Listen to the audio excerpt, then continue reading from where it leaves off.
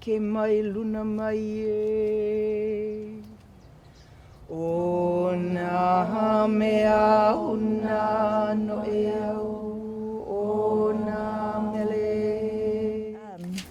In the last session, I had covered some of the laʻau might be found in the ocean, and how the example cited at that time, my mother had leukemia, and this was in the 50s, at a time where there's no cure for leukemia. And her inspiration for her laʻau came in hearing a voice, ulaleo, from her deceased father. And that night, it came in a dream, a moe uhane. So, the ho'ailona was hearing a voice. The ho'ailona was having a dream. And her ability to try to interpret it. The laʻau, the treatment for her, became more specific in the dream.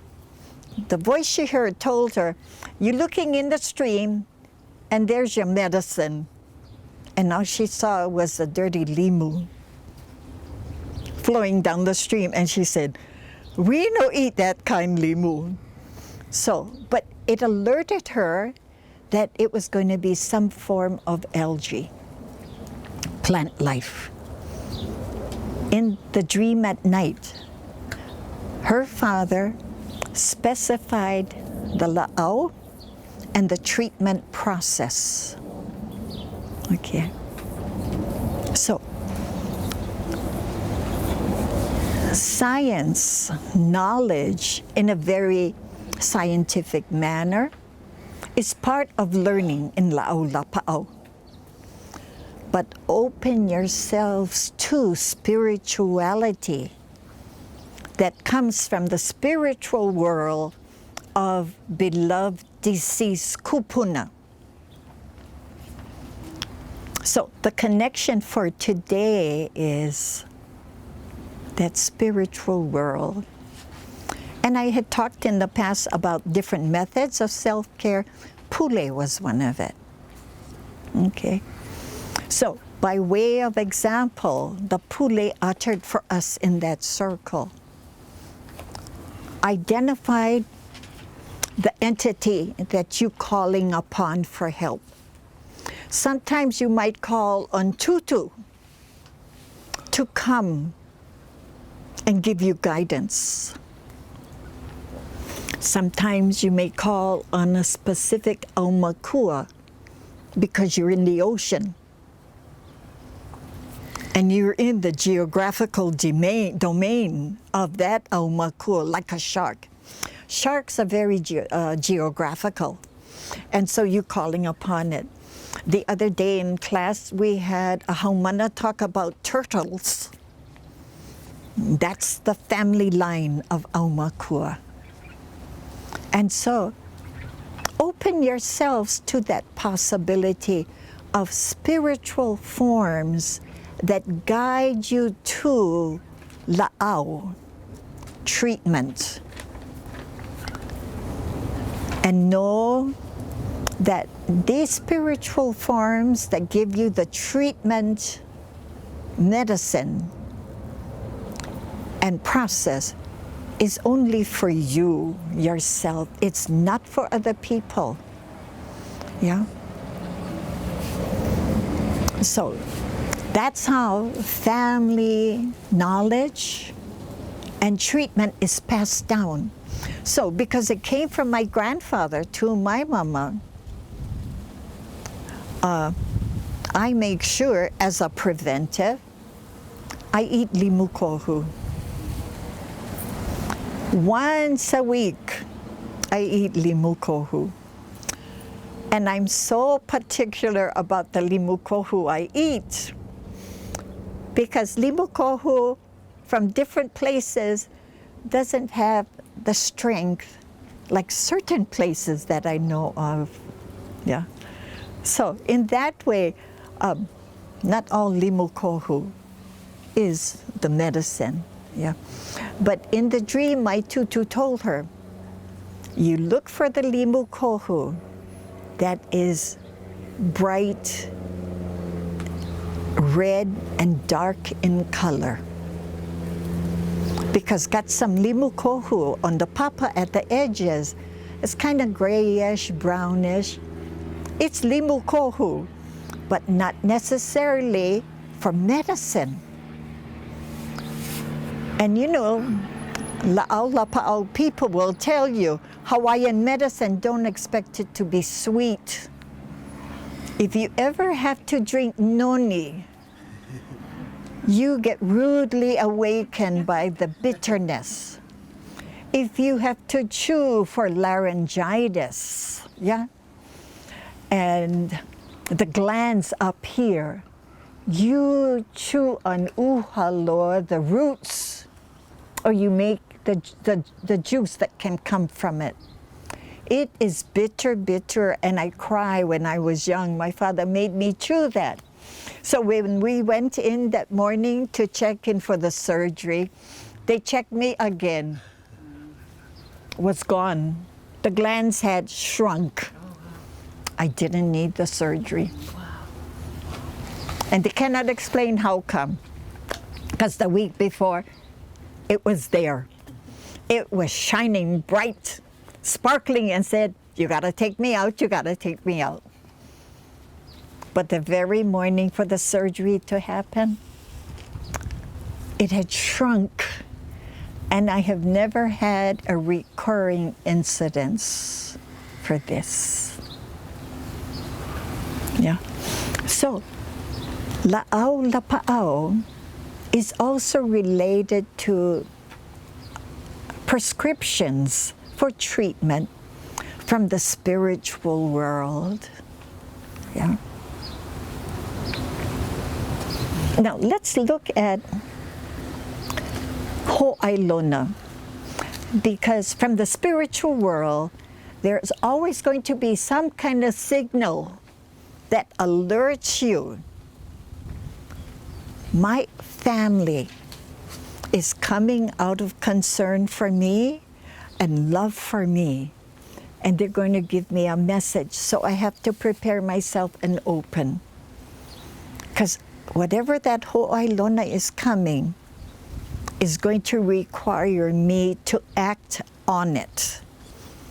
Because Hawaiians believe if you don't use your gifts that you've been given, you can lose it.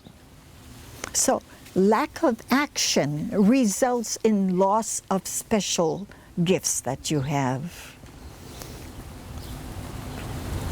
So let's talk about dreams. Let's talk about interpretation of dreams. Yeah. Let's talk about inspirations that come about, that we don't know where that performance came from, but wherever it came from, it's doing a magnificent job. Okay?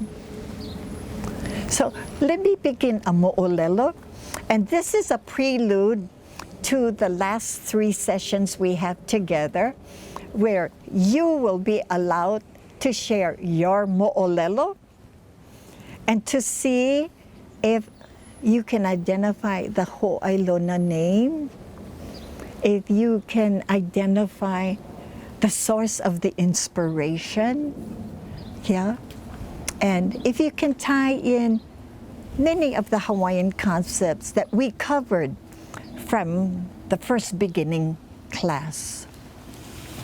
So let me start out with this mo'olelo.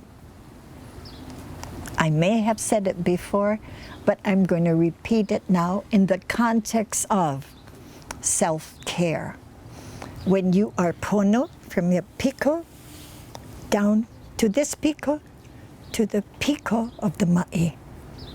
An event had been planned for this ohana, especially the men, which was to take the older nieces and nephews to go on an overnight camp on the Summit Trail. The Summit Trail is the top of the ridges of the Ko'olau Mountains from Waikane to Halemanu in the Central Plains over here. And they would be traveling on the trail of the summit where it might only be this wide, and then there's drops on either side. So the leader organized it in a way that those who were going are heavy eaters. And that's okay with he. But he said, whatever we need, you backpack. Whatever we take in, we take out. And so there were 4 cousins and 2 uncles. The leader, one was the leader, the other one was, he was interested and he wanted to learn to go on this. Each of the backpacks contained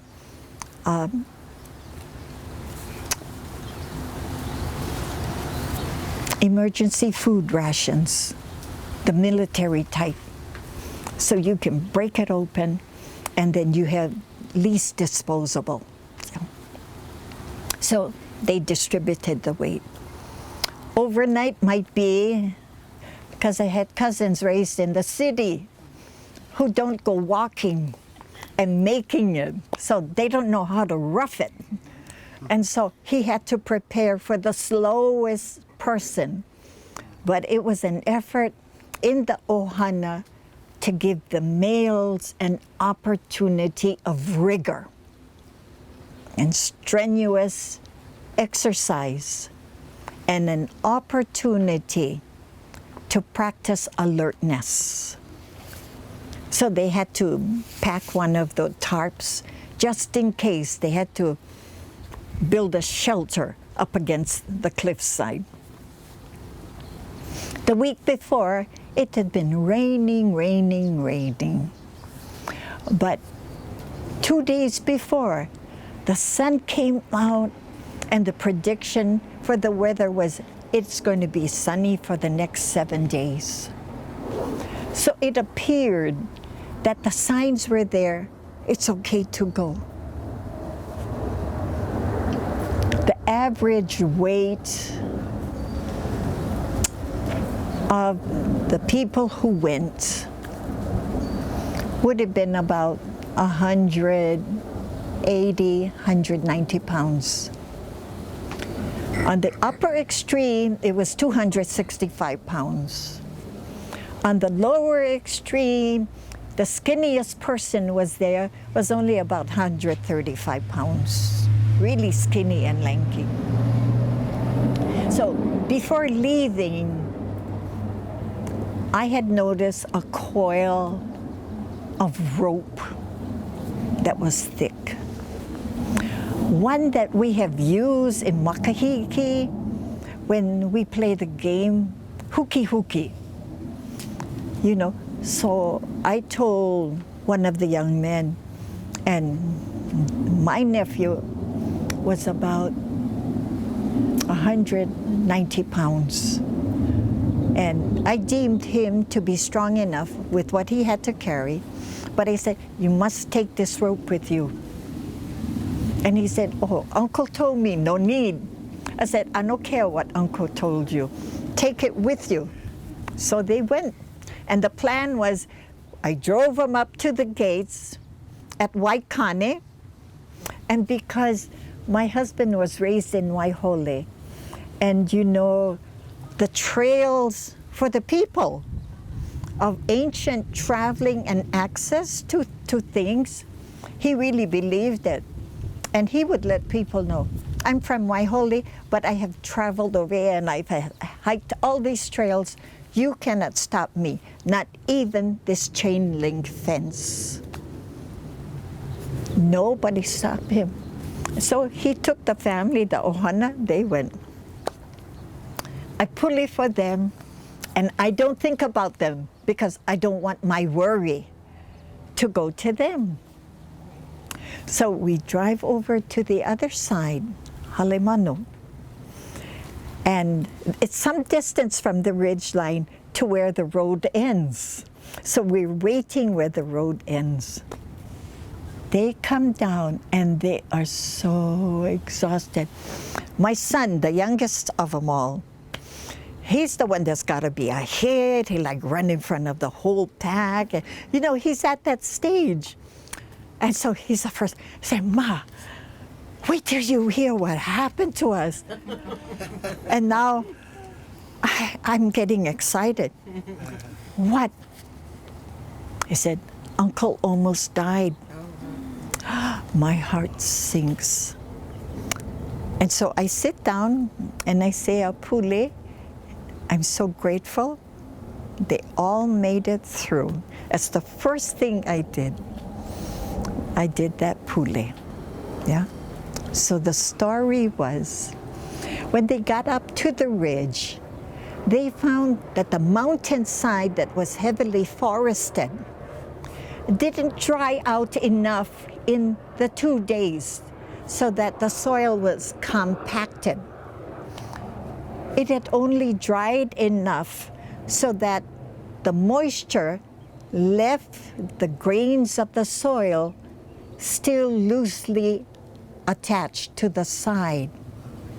Because you know, when you force water through and water drains, the soil is more loosened even as it dries. But when it really dries up, it cakes. So my husband warned them, when we go up on the cliffside, your weight has always got to be on your left foot.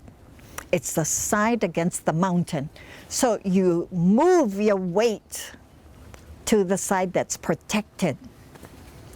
Stay away from the drop.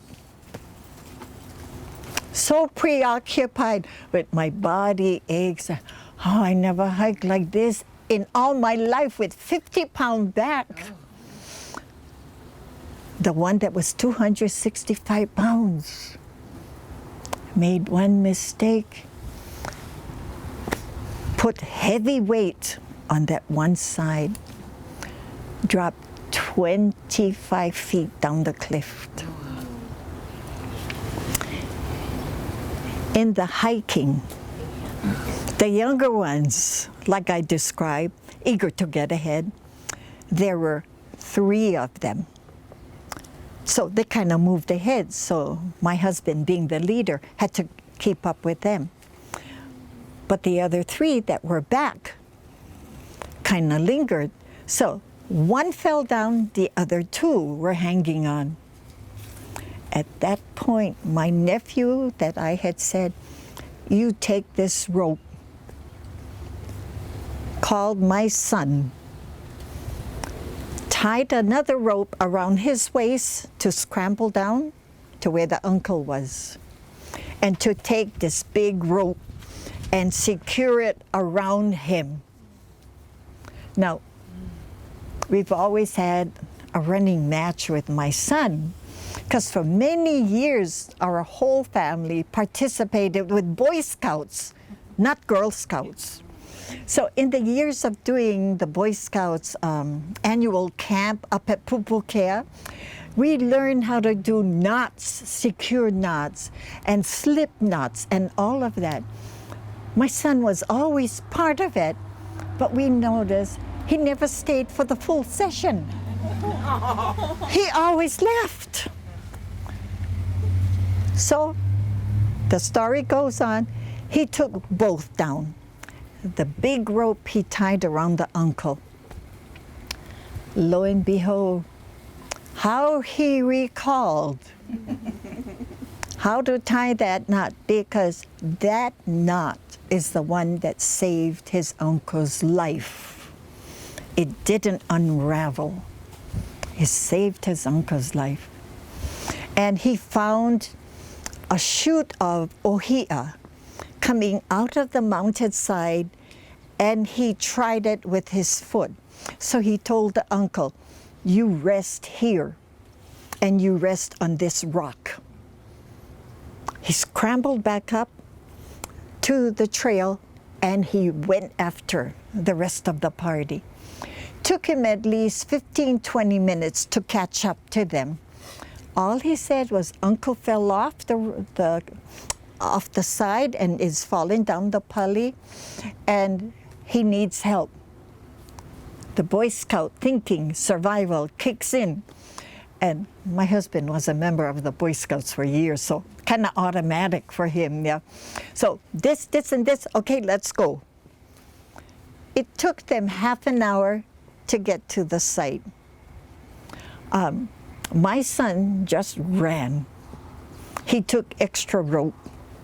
So rested when he got there. When his dad came, he surveyed the contour of the land, and he looked over to see what might be footholds to move the uncle and him over so that no more the strain on the body from the rope.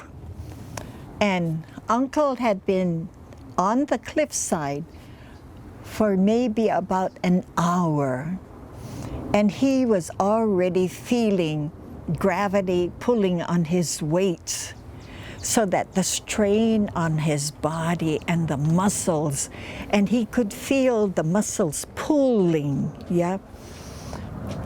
It was already becoming dusk, because on the Ko'olau side, the sun goes down early, and they're operating in the shadows of the mountainside. They managed to get him up, and it was my son, the skinny one, who had to scramble down, wedge his feet in the mountainside. Luckily, my husband only bought boots that had steel heads. So he had, father and son bought that kind of boots. And so that helped to drive the wedge into the mountainside. Then his uncle stepped onto his feet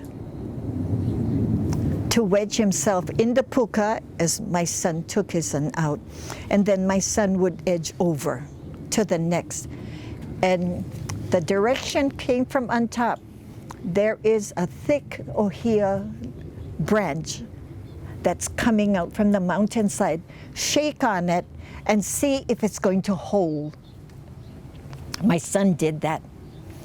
And so he walked the uncle over to that part, away from the boulder that could have gotten loosened. And they managed, it took them 2 hours to slowly come up the 25 feet. And so it was an effort of extreme strenuousness. A lot of fear with the young ones raised on the urban side. They never encountered this kind. They never expected or wanted this kind of experience. They thought it was going to be fun. Like you hike up at Tentless for the afternoon and you come back that same evening. They thought it was going to be like that. So by the time they got to the spot where one of them was left to take care of all the backpacks that they left back there, it was a total of about 8 o'clock, 9 o'clock that night. They were all exhausted. My son was ravenous. Opened all the backpacks, his emergency food rations. He ate through it like that. So my husband gave his share and just took a small portion. He ate it like that. He wiped out all the food rations. He was still hungry. Yeah. But there was enough to bring him satisfaction. And then the one that fell over, the victim, that managed to come back, his energy level was so depleted, but they had to force feed him to drink water, because he needed that in his system. It would have been good for him to have had chocolate, but nobody thought to bring chocolate for energy. So they slept through the night, except my son, who kept looking in the father's jackets, the pockets, and even if it was for a stick of gum, he was doing that. So the next day, again, the instructions about safety, they continued on. But now they were so more careful. And by Punalu'u Kahana, there's one place where the trail is only that wide and cliff on either side. So the one who fell over, the younger ones took his backpack because he was so ha'alulu and so frightened. And the young ones demonstrated, lie down on your stomach and pull yourself forward. No look down, just look ahead. No look down. He managed to complete the rest of the journey. As soon as they were in a level, an area where there was land, they could sit down. My husband made them talk about that experience. His rationale was, whatever happened up here, we have to deal with it up here. We don't want people taking it back to their ohana and transferring the fear and the guilt that may come out of it. So he dealt with it at the earliest possible point the next morning where they had land.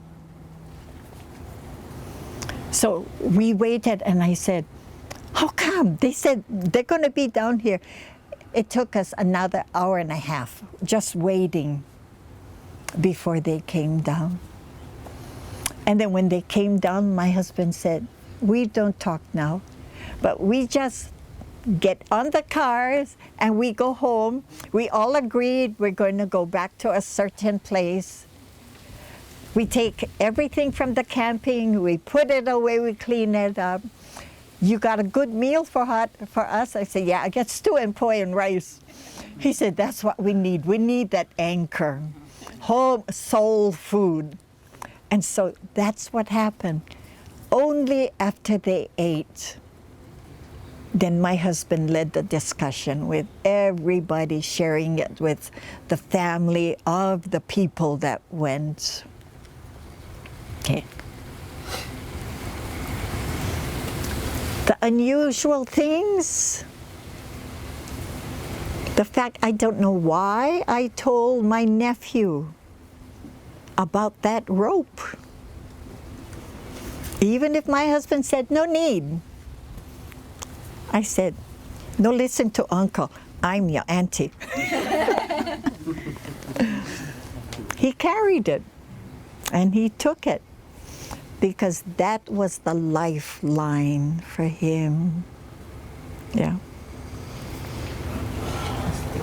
I described my son when we used to do the annual Boy Scout Hawaiiana badge up at Pupukea. And all the things that the boys were learning, he would sit, and before it's done, he's gone.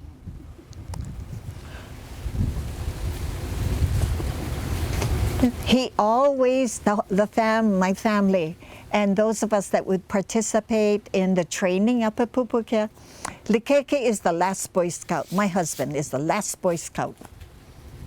So when this experience happened, and he was describing how he took the rope and how he tied the knot, and so I asked him, son, at Pupukea, you don't even stay for the completion of making knots. How did you know how to tie that knot so it wouldn't unravel and your uncle going to fall down? He said, Ma, what came to my mind was, this nut is going to save his life. And he said, my hands just did it. He said, I don't know where it came from. So I looked at him and I said, I guess your father not the last Boy Scout. I guess maybe you're going to be the last Boy Scout. But I wondered about that. Where did he get that inspiration from? Because we never got the cue that he paid attention. Running, going back on the trail and doing that trek within 25 minutes. The others took half an hour to come one way. He went and came back. Where did he get all that energy? What was it that was inside of him that made him do that? And in addition, because he was the most thin of all the men, hustle back down and follow the father's instructions and allow the weight of a 265-pound man to walk in his footsteps. And he's hanging on. Where did he get the strength to do all of that and still be able to maintain his own strength as well? When they finished and they went to the campsite along the cliffside, how come this kid was eating so much of the emergency food rations? Everybody else was too exhausted to eat. They only drank water and shared with each other. So, in the debriefing back home after the stew and poi, we were talking. So we raised the questions. Where did this incredible amount of strength come from? Yeah. And so we discussed it among them and we said, we don't think you folks were alone by yourself. Our ancestors were with you folks from the time you left the house until you joined us. And my son and everybody quiet. They hear what we're saying, but it doesn't make sense yet. So then my husband talks about Kihei Pua, Ho'oulu'ia. These are concepts in which you become possessed. Another spiritual entity provides temporary possession in your body to help you to accomplish a task at a level of excellent performance. This happens in hula, where some hula dancers become one with laka. And they do that performance of the Hawaiian dance. And sometimes they know that they're doing it, but they're oblivious of the others around them. But the performance makes them so outstanding in a group, very different. And it could be said they have become one with Laka. Iolani Luahine achieved that. She was the human embodiment of Laka when she began to dance. Everything around her is blocked out, and her face and her eyes and her dance movements is Laka herself. Yeah. So it is, in this instance, there was an uhane in our ancestral line that we said to our son that you were possessed. It brought out in you those things which you ignored or you forgot about. And it was that inspiration of their possession in you that made you know how to tie that knot. That gave you that instinct to just drop over the cliff and get to where your uncle was. And the thought and the love to save him. It was that possession by that spirit that allowed you to make it in half an hour with the others, half an hour one way. It was that spirit from the directions of your father that allowed you to carry the weight of a 265-pound person, and you're only less than 150 pounds. And you carried him underneath him as you went up. And it was that spirit you had to feed that wiped out all the food that you folks had. Yeah. So possession is not negative. Possession can be very positive. When we talk in hula about becoming one with Laka, that is noho ia. That is good possession. Yeah. But like we talked about, there's possession by negative energies. So differentiate. If you live pono, when you need help, it's going to come. Your mind is, I don't know what to do, I'm going to do it. I'm going to do it to the best of my ability. And the plea is, help me. It's unspoken, but the plea is there. How could this young kid carry a 265 on the cliffside? So the eating was an acknowledgement that the spirit that possessed him needed to be fed. And so when we sat down at the table and we talked about that mo'olelo to the boys, and then the women and the family sitting around the edges, yeah. So my husband and I concluded that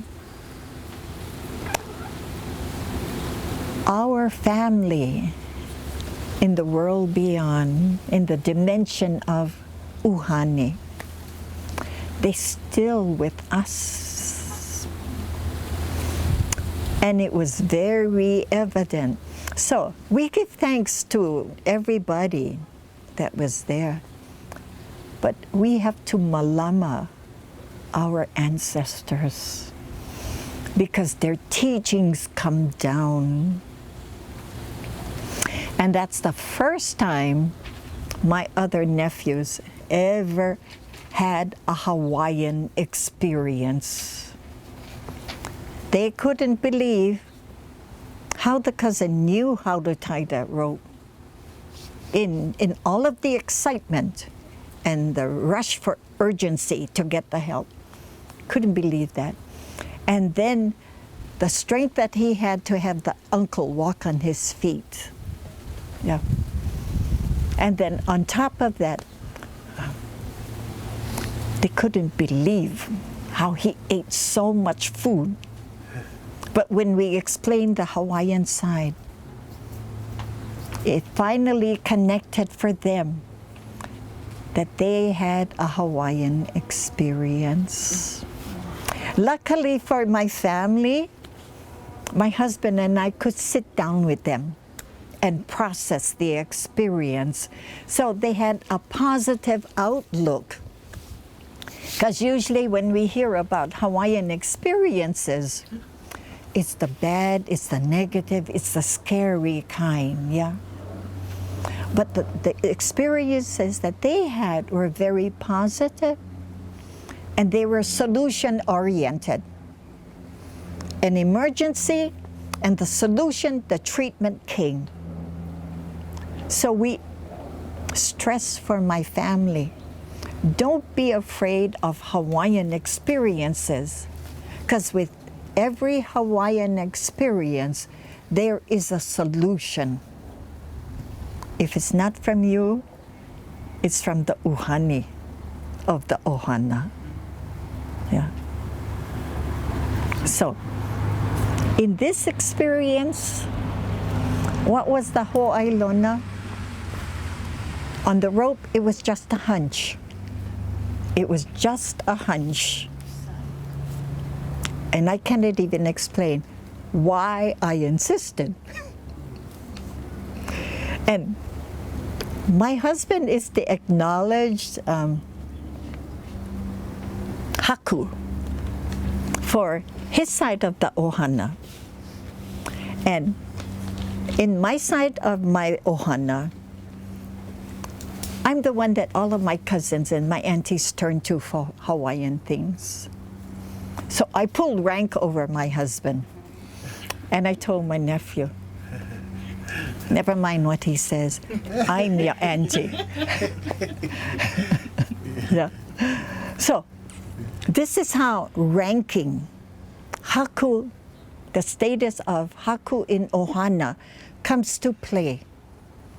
Something inspires you in your gut, act on it, especially for safety purposes. Nothing lost, but you don't know if there's going to be any gains. And in this instance, that was the key. Yeah. So, ho'oulu'ia is to cause growth to happen. Yeah. So, and kihe pua, kihe is like a mantle or a shawl that you have and you wear temporarily for a purpose. Usually you put the shawl on because it's kind of cold and you need to have warmth for your body. Yeah. The symbolism there is one of possession. Spirit possession, to give you what you need to have the strength or the performance for what needs to happen. My husband often used the example of the car is parked in the garage and brought out, and there's a slight slope from the garage level to get out onto the main streets. Well, they're busy loading the car, and the children got out, and the parents, the baby is walking. And the baby happens to get with the toy that went on the back of the car, but somehow the brakes didn't hold. And the car rolls back over the baby. But the 70-year-old grandmother sees this, and she doesn't know where the strength came from. But she goes to the back of the car and she lifts the car up. And she calls the daughter nearby, "Don't stand there, get the baby out of here." The baby gets removed. And then grandma, completely exhausted. Where did she get that extra strength? Like the shawl that's put on you to take care of your body, yeah? To give you that warmth. Kihe pua. It's not a possession that is with you all the time. It's there for that moment when you need that extra help. Yeah. Ho'oulu'ia. It's there to help you to grow into that strength through that experience. Yeah. 2 terms of spirit possession. 2 terms that you don't have to be afraid of when it happens. 2 two terms that are solutions to a situation. Yeah. Grandma sees if the baby is like the stopper, the car can roll over. Cannot, she got a lift. All she knows she has to lift that car up. Where she got the strength from, she doesn't know. Her life is pono. And the family, the spirits of beloved relatives and spiritual entities possessed her temporarily to do the job.